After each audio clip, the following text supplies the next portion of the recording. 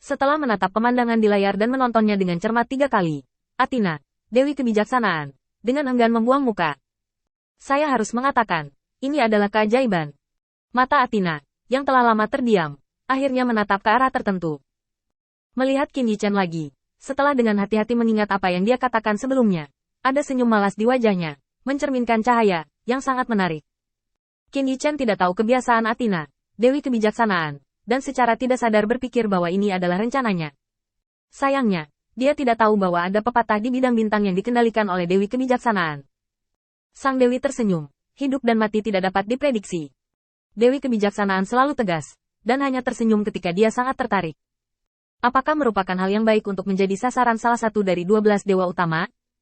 Jika Anda sedikit ceroboh, Anda akan ditelanjangi hingga tidak ada lagi celana bawah yang tersisa. Dalam gaya Dewi Kebijaksanaan, setelah sepenuhnya mengalahkan musuh yang kuat, berita tentang lawan akan selalu diumumkan, yang juga mengarah pada kelemahan pecundang yang terkenal. Orang-orang dengan kekuatan, yang belum memiliki musuh. Karena itu, senyum Dewi Kebijaksanaan tidak akan membunuh orang, tetapi konsekuensi dari kegagalan adalah ditangkap oleh musuh dan diburu sampai mati. Saat ini, Dewi Kebijaksanaan tidak ketinggalan. Athena menjilat bibirnya yang menggoda. Dari mana kamu tahu tentang kabut hitam? Suaranya tidak sedingin sebelumnya, melainkan seperti dua sahabat yang sedang mengobrol. Qin Yichen melambaikan tangannya. Aku beruntung bertemu dengan mereka. Kedua orang itu benar-benar aneh. Aku melihat mereka karena penasaran, dan tidak sengaja menangkap mulut yang keras.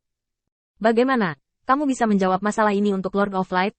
Mata Dewi Kebijaksanaan Athena kembali ke tirai tipis, dan ratusan kemungkinan muncul di benaknya. Tapi ini semua membutuhkan sedikit verifikasi. Saya perlu sedikit waktu, tetapi saya setuju dengan masalah ini, dan saya akan memberitahu Anda segera setelah ada berita.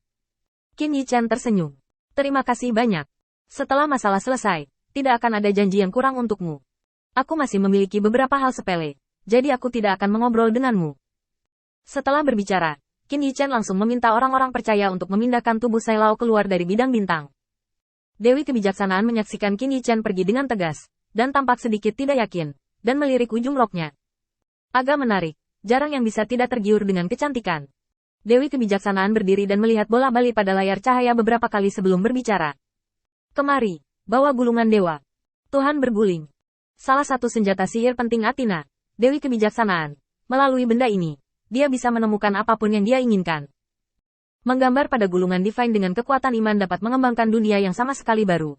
Selama dia telah melihat latihan sekali, dia dapat menyimpulkan sedikit dengan mengandalkan gulungan divine.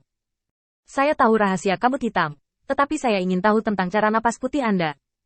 Athena, Dewi Kebijaksanaan, seperti pemburu yang menemukan mangsa baru, mengubah kemalasan yang telah berlangsung selama puluhan ribu tahun. Di luar wilayah bintang, Qin Yichen mengiringkan kembali tubuhnya ke Sai Lao. Dan inilah yang dia katakan. Acara hari ini setengah selesai. Beritahu semua orang percaya di kuil penguasa cahaya, bahwa begitu semua orang melihat orang percaya dari Dewi Kebijaksanaan, atau merasa bahwa seseorang sedang menonton, mereka harus segera berhenti berkhotbah. Dewi Kebijaksanaan mungkin menjadi penghalang terbesar sebelum munculnya kuil penguasa cahaya. Meskipun mereka hanya bertemu sekali, Qin Yichen dengan jelas mengingat cahaya di mata Athena setelah permintaannya. Ditambah dengan spekulasi sebelumnya tentang keadaan Athena, sebuah berita yang tidak terlalu bagus muncul. Dia menjadi sasaran Athena. Kuil penguasa cahaya saat ini masih terlalu lemah untuk menahan dampak dari sebuah kuil di tingkat Dewi Kebijaksanaan. Yang paling penting adalah bahwa setelah Dewi Kebijaksanaan mempelajari kuil penguasa cahaya, dia pasti akan melaporkannya kepada dewa-dewa Zeus. Ketuhanan yang membuat mereka sakit kepala berada tepat di bawah hidung mereka. Pada saat itu, tidak ada kemungkinan untuk melarikan diri. Pokoknya, tetap low profil baru-baru ini. Qin Yichen memberi perintah ringan, dan kemudian sadar kembali. Membuka matanya, Qin Yichen bangkit dan memeriksa lingkaran sihir yang ditinggalkannya untuk waspada. Dia yakin tidak ada yang memasuki ruangan selama dia berada di tubuh Sai Lao, jadi dia mengambil lingkaran sihir itu. Mendorong pintu terbuka, langit sudah kosong, dan pertempuran antara Lin Yun dan pria itu telah berakhir. Seperti yang sudah ditebak Qin Yichen, begitu domainnya keluar, Lin Yun memiliki keunggulan mutlak, dan hanya masalah waktu sebelum dia mengalahkan lawannya. Mampu memblokir domain kuartet benar-benar mendominasi. Qin Yichen tidak menyangka bahwa apa yang disadari Lin Yun begitu tak tahu malu. Ranah adalah lingkungan yang paling kondusif untuk ditampilkan dan dimainkan. Sebagai batasan, ranah tidak dapat dipindahkan, dan ruang lingkupnya sangat terbatas. Tapi ini semua adalah domain di bawah aturan dunia 3000 pengadilan Dao. Dan di dunia ini, Kelemahan fatal dari domain yang tidak dapat diblokir akan dihapus. Bahkan di alam, di lingkungan yang sangat tidak menguntungkan, mereka hanya bisa bertarung sampai mati. Saya masih harus memahami kabut hitam terlebih dahulu. Tidak ada yang menunjukkannya. Tidak ada gunanya mengandalkan pemahaman saya sendiri. Qin Yichen datang langsung ke aula utama keluarga King Hui setelah diberitahu dengan baik oleh keluarga King Hui. Segera setelah saya memasuki aula, saya melihat dua kenalan lama tertawa gembira. Kamu orang tua. Kamu bahkan mengadu Patriark Ling Tian pada saat yang kritis. Ini benar-benar salahmu. Hilangkan amarahmu. Hahaha, jangan kira aku tidak tahu. Kamu pasti mendorongnya dengan transmisi suara saat itu. Patriark King Hui dan Patriark Zexia terus tertawa jahat, dan percakapan mereka sangat ramah. Di bawah keduanya adalah Lin Yun, dan di seberang mereka adalah Lin Tu. Kemunculan Qin Yichen langsung memecah suasana hangat di dalam ruangan. Lin Yun melangkah maju dan membungkuk dalam-dalam ke Qin Yichen sebelum mengatakan itu. Tolong juga beri saya penilaian. Tuan Si, saya ingin menjadi ksatria dari Sekte Pembunuh Dewa. Bagikan kekhawatiran saya untuk Tuan Kecil. Lin Tu bersenandung lembut, menoleh, dan menjelaskan kepada Qin Yichen melalui transmisi suara.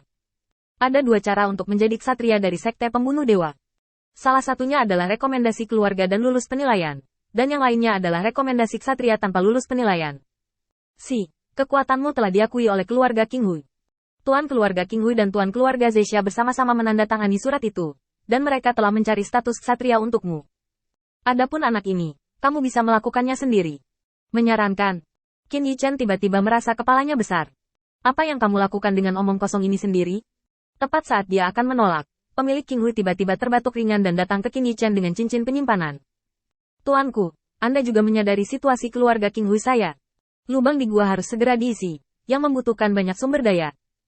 Terlalu sulit untuk mengandalkan keluarga King Hui saja, jadi